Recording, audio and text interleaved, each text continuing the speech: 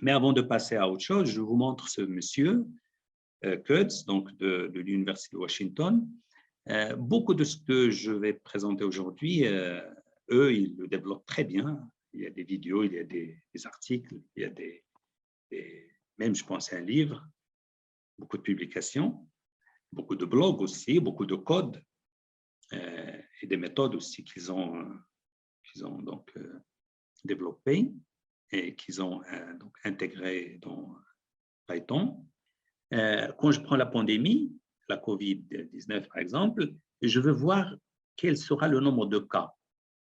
Les gens susceptibles, ce qui m'intéresse, c'est DS sur DT, donc les gens susceptibles, mais aussi, je m'intéresse aussi à DI sur DT, les infectés, DI sur DT.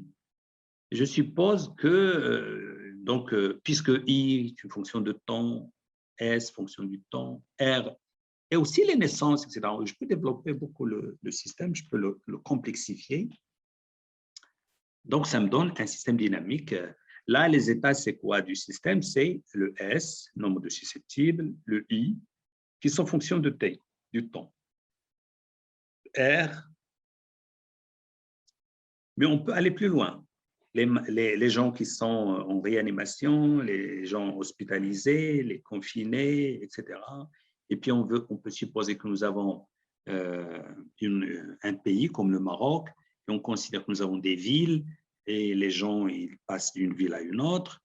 Et on peut réguler, aussi, introduire aussi ce paramètre, ces interactions entre les villes, etc. Et puis, les équipements dans chaque ville, et puis on peut ajouter beaucoup de complexifier tout le problème pour le rendre plus réaliste, parce que dans la réalité, il est compliqué.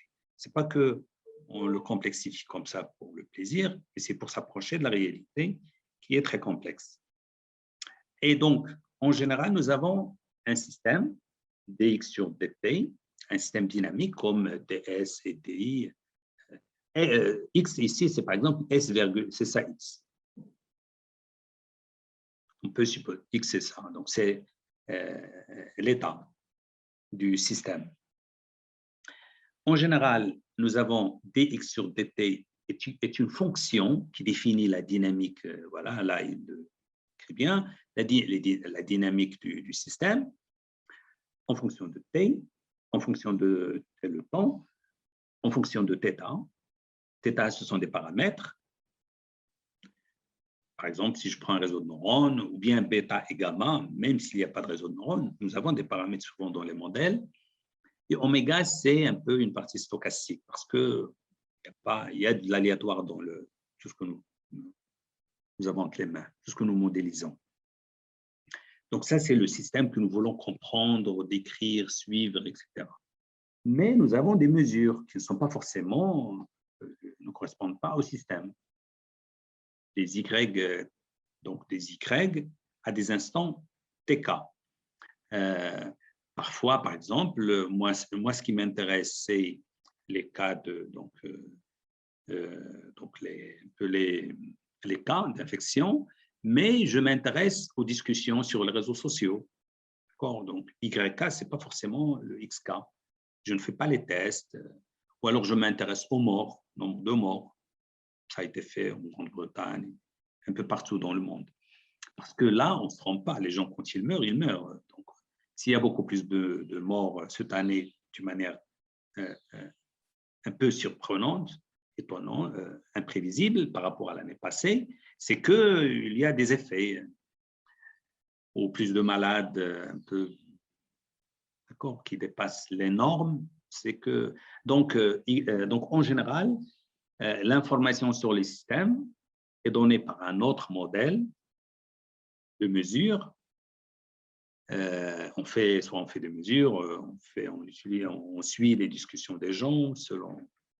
Il y a un modèle de mesure dans des temps et dans XT. Et puis là aussi, nous avons des paramètres ici.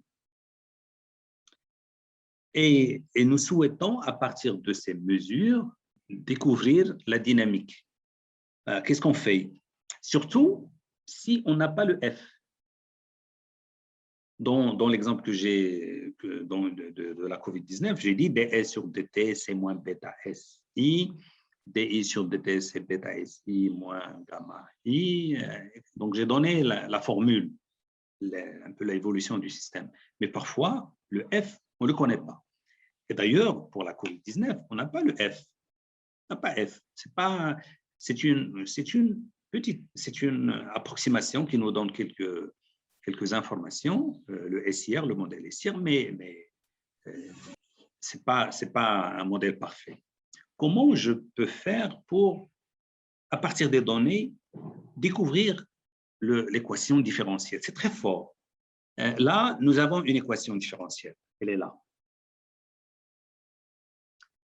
Donc, mais c'est juste pour faire le test. Nous avons l'équation différentielle. Mais nous allons supposer qu'on ne la connaît pas. Et qu'est-ce qu'on fait? L'inconnu pour moi maintenant, l'inconnu, c'est quoi? C'est, je dois avoir x point, y point, z point égale à 1, excusez-moi, égale à quelque chose comme ça. C'est ça ce que je veux trouver.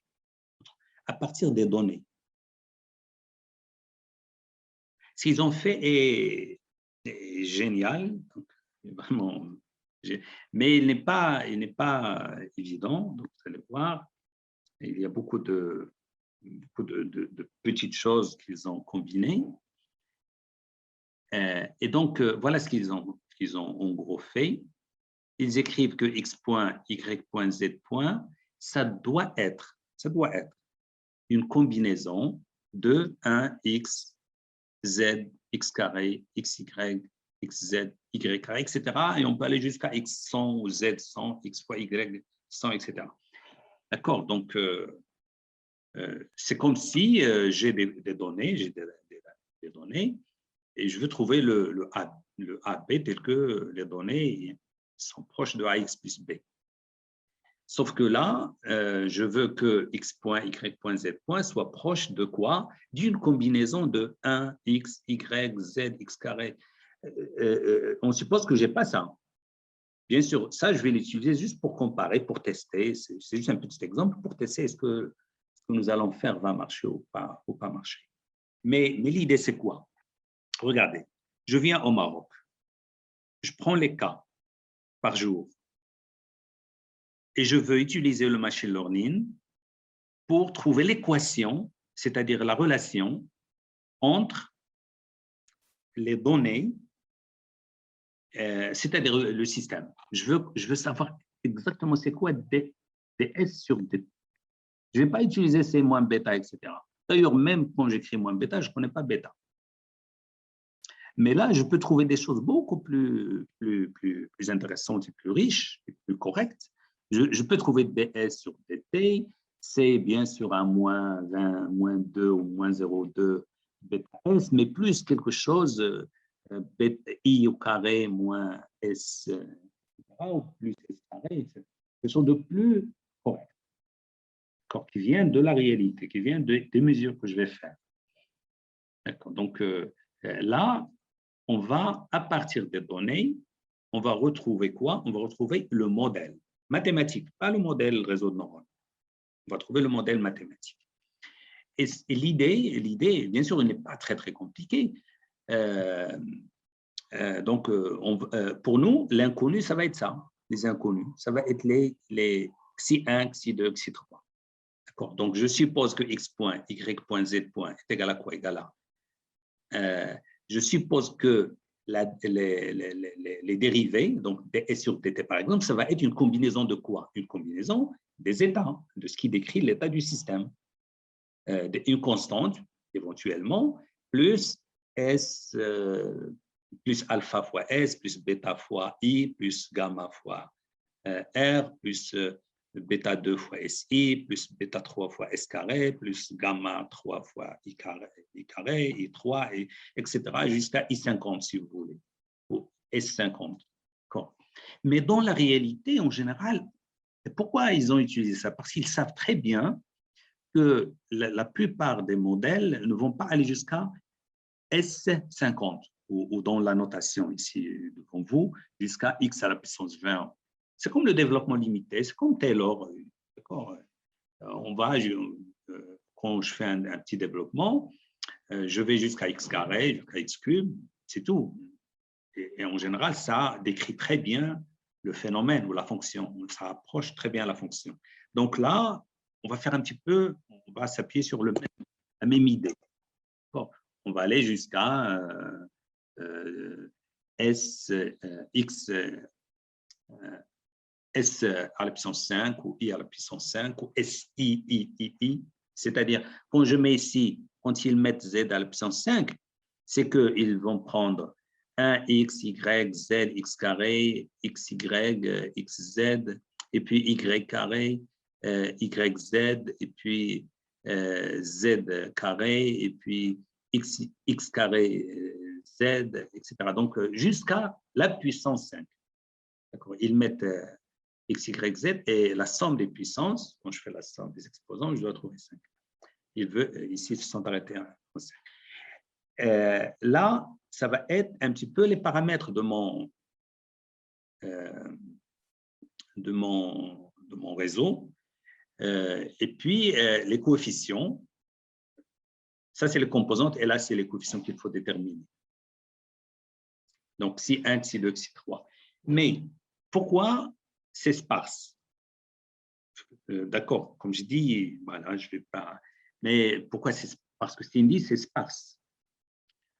Sparse veut dire que on va supposer, on va favoriser, on va essayer d'annuler le maximum. Donc, dans la loss function, tout ce que nous faisons, on va utiliser un peu la magie de la loss function. On va écrire une fonction, une loss function, de manière à ce qu'il ait des effets sur les résultats.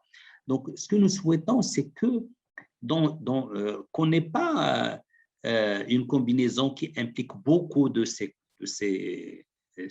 composantes. 1x, y, z, x carré, x, y, etc.